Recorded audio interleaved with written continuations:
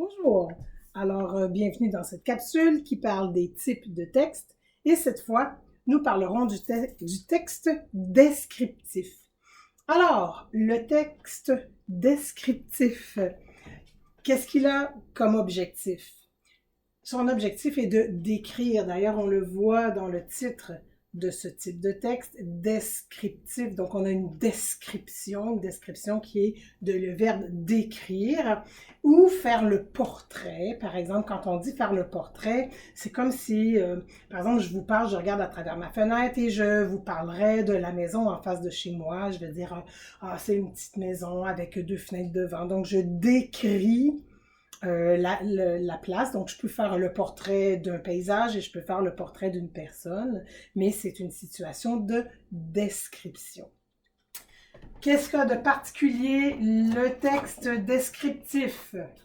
Alors, le texte descriptif a comme particularité qu'il est écrit au « il ».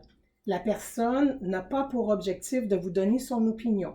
Elle a pour objectif de vous décrire une situation ou vous décrire un lieu, une personne.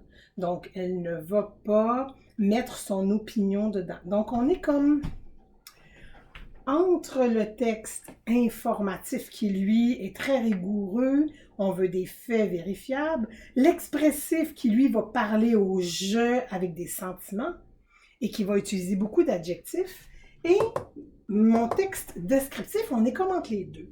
On a le « il » du texte informatif, mais on va utiliser des adjectifs et on va utiliser des adverbes parce que si je décris la maison devant chez moi, je vais pouvoir dire par exemple que le devant de la porte n'est pas très blanc. Donc, je constate, donc je peux décrire.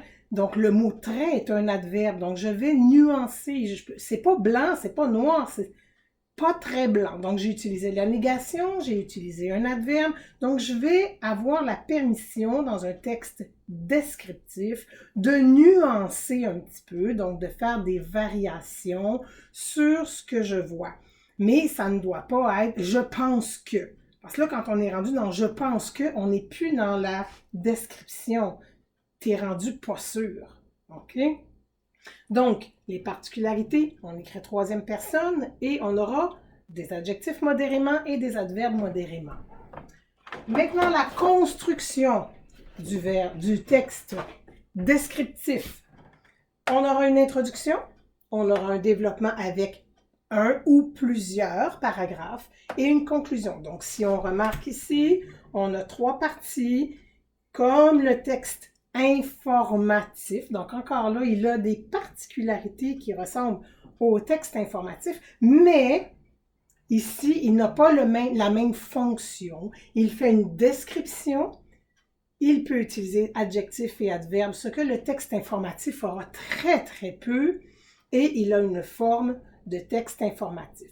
Je dois vous avouer que dans un cahier, par exemple, vous pourriez vous casser un petit peu la tête et devoir réfléchir un peu pour savoir est-ce que ce texte-là est informatif ou est-ce qu'il est descriptif. Donc, il faut se souvenir que son objectif, c'est de décrire une situation ou un portrait et être capable pour arriver à me créer des images, et son objectif n'est pas de me révéler une vérité à tout prix. Ça vous va? Alors, je vous laisse avec celle-là et je vous reviens avec une autre capsule. Bonne fin de journée!